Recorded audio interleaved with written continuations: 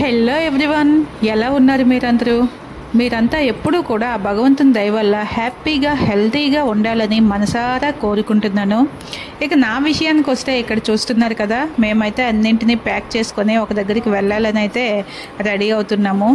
ఈపాటికే అందరికీ అర్థమైపోయి ఉంటుంది కదా, మేమైతే కలియుగ దైవమైన వెంకటేశ్వర స్వామి దర్శనానికే తిరుమల వెళ్ళాలని ఇలా అన్నింటినీ రెడీ చేసుకుంటున్నాం అనమాట. మరి ఇవాళ వీడియో ఏంటో మీ అందరికీ అర్థమైపోయింది కదా. వన్ స్మాల్ రిక్వెస్ట్ ఏంటంటే వీడియోని స్కిప్ చేయకుండా ఎండ్ వరకు చూడండి. మీకు కావాల్సినంత ఎంటర్టైనింగ్తో పాటు అవసరమైన ఇన్ఫర్మేషన్ కూడా ఉంటుంది. మరి ఈ వీడియోని మీరు ఫస్ట్ టైం కనుక చూస్తున్నట్లయితే మన ఛానల్ని తప్పకుండా వెంటనే సబ్స్క్రైబ్ చేసుకోండి. మరిన్ని ఇంట్రెస్టింగ్ వీడియోస్ని మిస్ అవ్వకుండా ఉండడానికి బెల్ ఐకాన్ని టచ్ చేశారంటే నోటిఫికేషన్స్ అన్నీ కూడా మీ వరకు అందుతాయి అన్నమాట. మరి ఇవాళ మన జర్నీ విషయానికి వస్తే ఇదంతా కూడా ఆ దేవుని యొక్క మహిమ అనే చెప్పుకోవాలి. ఎందుకంటే మేము ముందుగా ఎటువంటి ప్లాన్స్ ఏమీ చేసుకోలేదు. ఎందుకో హాలిడేస్ నడుస్తున్నాయి కదా, ఇంకో 4 డేస్లో హాలిడేస్ అయిపోతాయి, ఎక్కడికి వెళ్ళలేదు. కనీసం దేవుడినైనా దర్శించుకుని వద్దామని చెప్పేసి అయితే అనుకున్నాము. అనుకున్న ప్రకారమే రిజర్వేషన్స్ అయితే చేసుకున్నాం. కానీ చాలా డౌట్ఫుల్గా తిరుపతికి వెళ్తున్నాము. ఎందుకంటే తిరుమల గురించి సెర్చ్ చేసి చూసినా అక్కడ చాలా భక్తుల రద్దీ ఎక్కువగా ఉంది, రష్గా ఉంది, టోకెన్స్ అస్సలు దొరకట్లేదు. దర్శనానికి 10 to 12 అవర్స్ కూడా పడుతుంది అనేసి న్యూస్లో గట్రా చూపిస్తున్నారు కదా. వాటిని చూసి ఏమవుతుందో ఏమో అని డౌట్ఫుల్గా అయితే బయలుదేరాము. ఇలా మేము నైట్ ట్రైన్లోకి అని చెప్పేసి కొన్ని ఫ్రూట్స్ని అయితే కట్ చేసుకుని పట్టుకున్నాం అనమాట.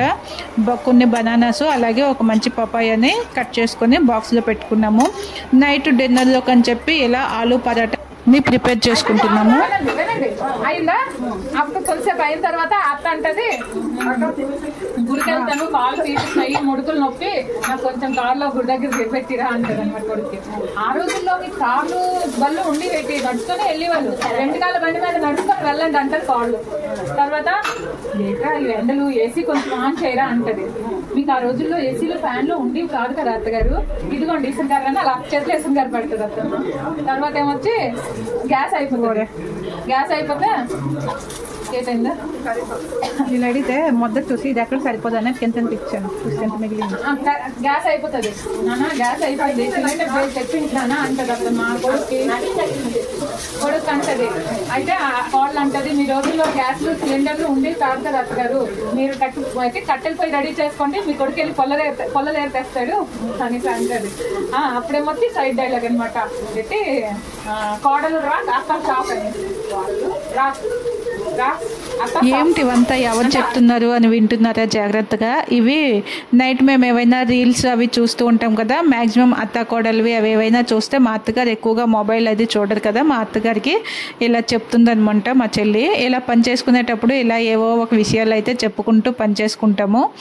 మార్నింగ్ లేచేసరికి చూస్తున్నారు కదా, చక్కగా మంచి వ్యూ అయితే వచ్చింది. మేము గోదావరి బ్రిడ్జ్ పైన అయితే మా ట్రైన్ వెళ్తూ ఉన్నది. ఆ పక్కన చూస్తుంటే నిజంగా అందుకే అంటారు గోదావరి అందాలు.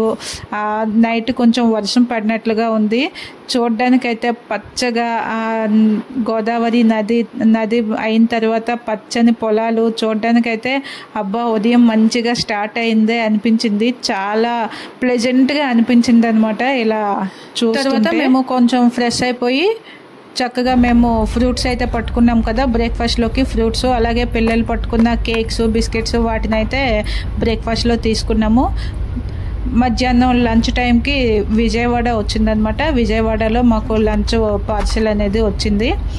అలా జర్నీని ఎంజాయ్ చేసుకుంటూ నేనైతే ఇలా వీడియోలు తీసుకుంటూ వాటిని ఎడిటింగ్ చేసుకుంటూ అలా నా జర్నీ అంతా ఎలా అయిపోయిందో తెలీదు. చూస్తున్నారు కదా, ఇది విజయవాడ మన కృష్ణానది బ్రిడ్జ్ అనమాట. అంటే విజయవాడ వచ్చేసింది. మాకు మధ్యాహ్నం లంచ్ ఇక్కడే వచ్చింది.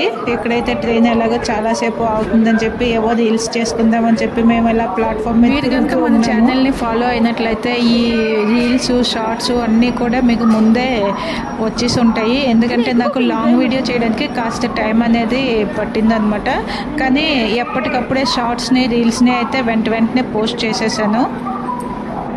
ఇలా మా జర్నీ అయితే ఎక్కడ బోర్ కొట్టకుండా చక్కగా జర్నీ అనేది సాగిపోయింది. అలాగే ఈవినింగ్ టీ టైం కూడా అయిపోయింది. ఇంకా టీ టైం అయ్యాక ట్రైన్లో ఉంటే ఊరుకుంటామా, స్నాక్స్ రూపంలో ఏవో ఒకటి కొంటూనే ఉంటాం, తింటూనే ఉంటాం కదా.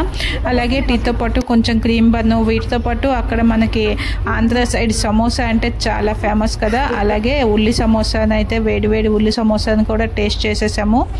ఈ వీడియోనైతే ఇక్కడితో ఎండ్ చేస్తున్నాను.